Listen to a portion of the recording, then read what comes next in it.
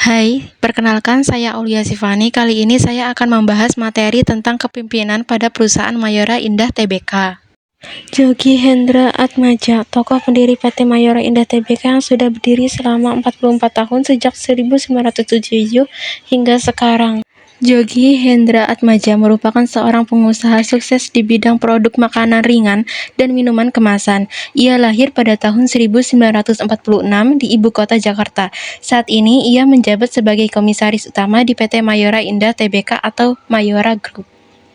Memiliki latar belakang pendidikan kedokteran di Universitas Trisakti. Setelah menempuh pendidikan sekolah hingga SMA, Jogi Hendra Atmaja kemudian melanjutkan pendidikan ke jenjang lebih tinggi di Fakultas Kedokteran Universitas Trisakti, Jakarta. Setelah menyelesaikan menempuh pendidikan kedokteran di kampus Trisakti, Jogi Hendra Atmaja semakin tertarik terjun ke dunia bisnis dan usaha. Ia dan kedua rekannya bernama Dr. Raden Soedikjo dan Insinyur Darmawan Kurnia memutuskan untuk menjalin bisnis bersama dengan mendirikan PT Mayora Indah. Pada tanggal 17 Februari 1977 di kota Jakarta. Sejak awal berdirinya Mayora, Jogi sebagai pendiri dan pemilik perusahaan tersebut menjalankan posisi sebagai komisaris utama. Sebagai tambahan informasi, Jogi Hendra Atmaja juga tercatat sebagai komisaris utama di 3 PT perusahaan berbeda lainnya, yaitu PT Torabika Eka Semesta, PT Kakao Mas Gemilang, dan PT Tunita Branindo. Berkat kerja keras dan kepemimpinan Jogi Hendra Atmaja menjalankan bisnis yang handal, membuat PT Mayora semakin maju dan berkembang. Pada tahun 1980-an, Mayora melakukan inovasi produk dengan membuat produk permen dengan rasa kopi pertama di Indonesia yang diberi nama permen Kopiko.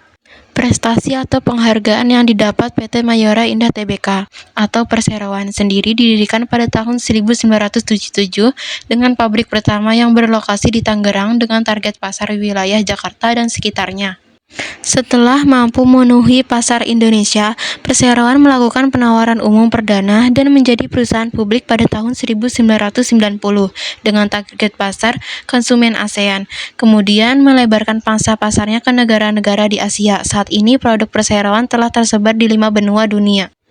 Sebagai salah satu perusahaan barang konsumen fast moving, PT Mayora Indah Tbk telah membuktikan dirinya sebagai salah satu produsen makanan berkualitas tinggi dan telah mendapatkan banyak penghargaan. Di antaranya adalah Top 5 Best Managed Companies in Indonesia dari Asia Money, Top 100 Exporter Company in Indonesia dari majalah SWA, Top 100 Publik Perusahaan Tercatat dari majalah Investor Indonesia, Produsen Produk Halal Terbaik dari Majelis Ulama Indonesia.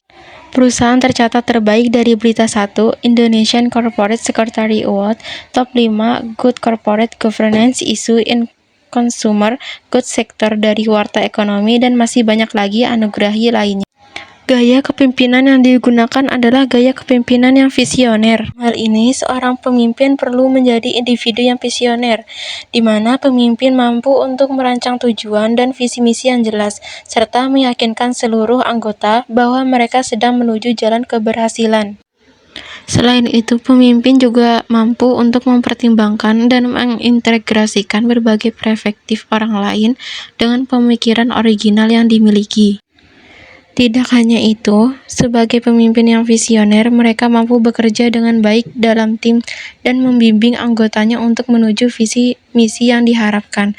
Pemimpin yang satu ini biasanya dipenuhi dengan rencana-rencana dan ide di masa mendatang. Ia sangat senang dalam merancang sesuatu untuk masa depan perusahaan. Bahkan hal tersebut belum terpikirkan sama sekali oleh stafnya serta rekan kerja yang lain. Karakter pemimpin, perilaku kepemimpinan, dan fungsi dan gaya kepemimpinan dilansir dari The Balanced Career. Secara umum, seseorang dengan kepemimpinan visioner memiliki 3 karakteristik, yaitu Berani mengambil resiko, aktif listening, dan juga bertanggung jawab. Pemimpin yang visioner tidak takut akan resiko yang dihadapinya terkait ide-ide yang sedang disusun untuk masa depan, di mana juga tidak segan untuk mendengarkan berbagai macam masukan dari beberapa orang, sekalipun itu adalah kritikan terhadapnya, dan juga selalu bertanggung jawab atas ide yang ia tawarkan kepada para karyawannya. Sebisa mungkin, ide tersebut dapat terrealisasikan dengan baik demi keberlangsungan bisnis perusahaan, di mana pemimpinnya menerapkan konsep kepemimpinan visioner, akan selalu mengajak karyawan dan training. Hal tersebut dilakukan guna memperbarui wawasan para karyawannya. Fungsi pengarahan pada organisasi dalam pedoman kerja PT Mayora Indah Tbk ada dua, yaitu Direksi perseroan telah memiliki pedoman atau piagam direksi yang disusun sebagai pedoman kerja bagi direksi agar dapat melaksanakan tugas dan tanggung jawabnya dengan transparan, akuntabel, penuh tanggung jawab, mandiri, dan wajar dalam upayanya mencapai tujuan perseroan serta memberi nilai yang diharapkan oleh pihak yang berkepentingan. Piagam ini dibuat untuk memberi kejelasan hubungan antara anggota direksi dengan organ lain dalam perseroan agar masing-masing organ dapat melakukan tugas, tanggung jawab, dan wewenangnya dengan optimal dan efektif. Direksi wajib mengikuti piagam tersebut dan tunduk pada landasan hukum yang menjadi dasar penyusunan piagam ini serta menjalankan standar etika yang tinggi dalam melaksanakan tugas dan tanggung jawabnya. Yang kedua, Dewan Komisaris telah memiliki piagam Dewan Komisaris yang digunakan sebagai pedoman dalam pelaksanaan tugas komisaris. Ada pula kode etik perusahaan yang berlaku seperti pokok-pokok kode etik perseroan didasarkan pada 7 prinsip Mayora, yaitu quality, efficiency, innovation, passion, wisdom, responsibility, dan confidence. Perseroan memiliki kode etik perusahaan yang merupakan perangkat dalam mendukung visi dan misi perusahaan dan menjadi bagian yang tidak terpisahkan dari peraturan internal perusahaan. Kode etik perseroan menjabarkan prinsip yang menjadi landasan berperilaku bagi segenap anggota yang bergabung dalam keluarga besar perseroan dalam melakukan tugas, tanggung jawab, dan kewenangannya masing-masing. Lalu ada bentuk sosialisasi kode etik dan upaya penegakannya. Kode etik ini disampaikan kepada seluruh pekerja sejak pertama kali mereka bergabung sebagai keluarga besar Mayora, dan pihak Human Resources Development senantiasa mengingatkan kembali mengenai prinsip-prinsip ini dalam setiap acara sosialisasi, pelatihan, maupun pertemuan-pertemuan lainnya. Selanjutnya, pernyataan bahwa kode etik berlaku bagi anggota direksi, anggota Dewan Komisaris, dan karyawan emiten atau perusahaan publik. Kode etik ini wajib diterapkan dalam setiap kegiatan operasional perseroan dan berlaku bagi segenap anggota komisaris, direksi, serta karyawan perseroan, serta harus ditegakkan dengan disiplin dan penuh tanggung jawab. Pengarahan dan pengambilan keputusan pada organisasi atau instansi kebijakan manajemen resiko.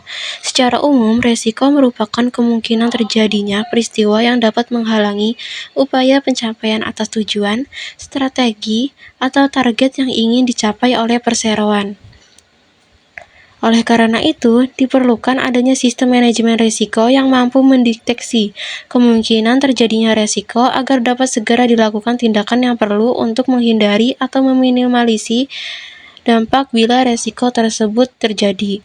Di bawah koordinasi direksi, para manajer perseroan melakukan pengelompokan atas resiko-resiko yang mungkin harus dihadapi oleh perseroan.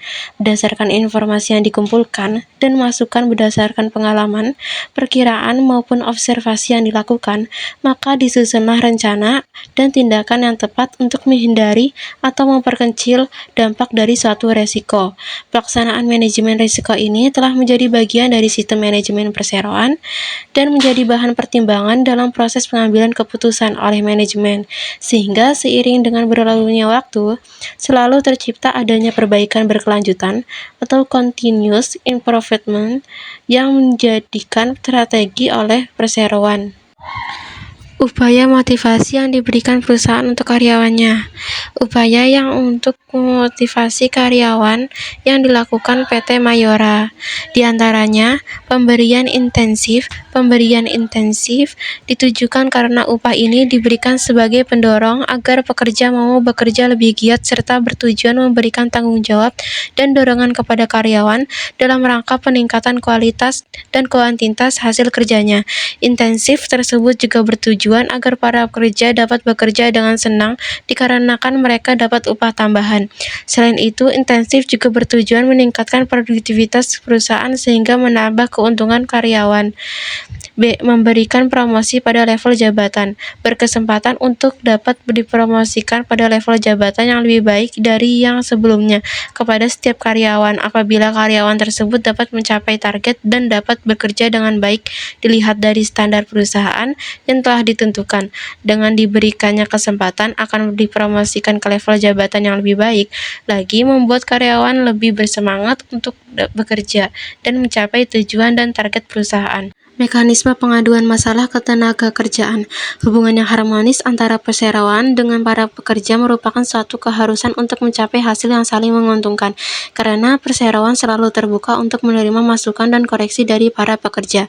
Salah satunya dilakukan dengan membuat kuesioner service level karyawan, sehingga seluruh keluhan dapat dijadikan pertimbangan untuk menjadi lebih baik. Dengan begitu, karyawan merasa dihargai dan dianggap dalam sebuah tim tersebut. Ini dapat membangun motivasi karyawan dalam bekerja. Pelatihan dan training. Seluruh karyawan PT Mayora Indah Tbk juga dikembangkan kompetensinya melalui berbagai program training dan pengembangan.